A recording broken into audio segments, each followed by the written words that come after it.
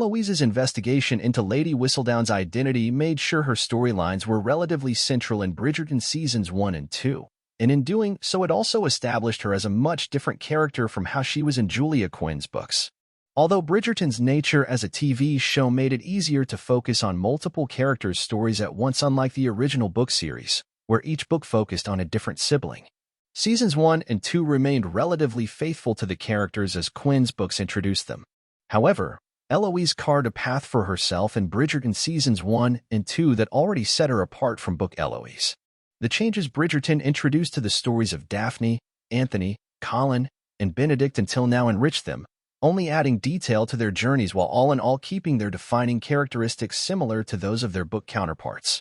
With Eloise only defined as a relatively happy spinster who was never too far from Penelope Featherington in the novels, Netflix's Bridgerton had more room to maneuver in the building of her character.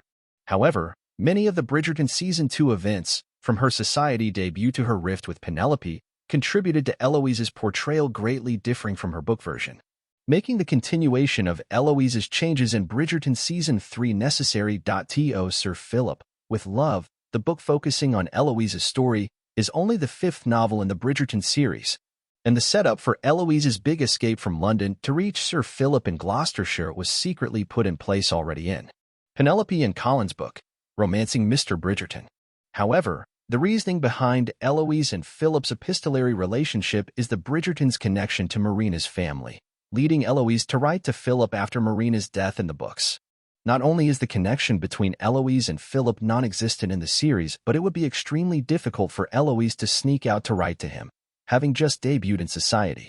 Eloise repeatedly emphasized throughout Bridgerton Seasons 1 and 2 how she wanted to do more than practice dancing or the other activities young ladies debuting in society needed to master. Besides highlighting the lack of options like higher education or grand tours for ladies, Eloise effectively spent most of Bridgerton Seasons 1 and 2 investigating Lady Whistledown, with the search giving her a purpose her book version never had.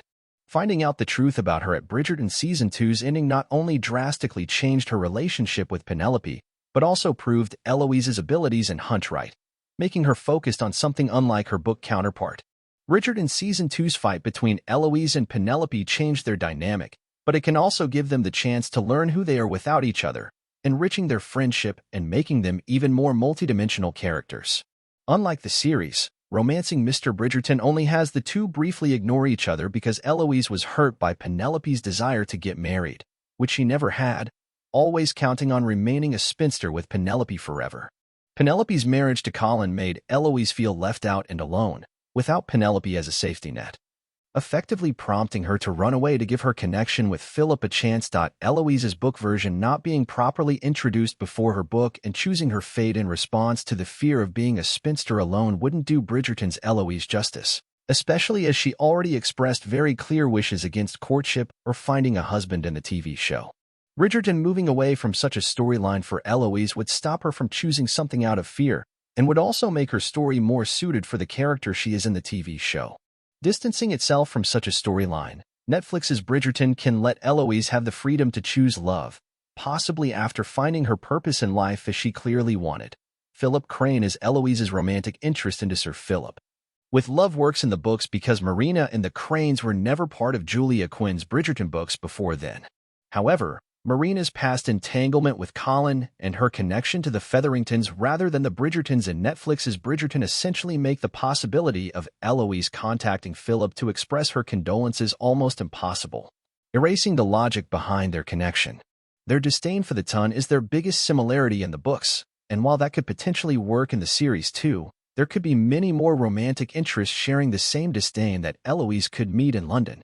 Bridgerton Season 2's Theo could potentially be one of them because Eloise met him through her investigation into Lady Whistledown and they bonded over women's rights.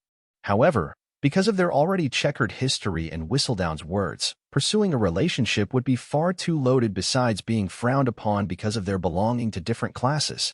While he could undoubtedly be a stepping stone for Eloise to understand that she might enjoy a bond with someone who shared her interests, it would be easier for Eloise to fall for someone new, and even better to do so after finding and pursuing her purpose, which is something she clearly wants in Bridgerton.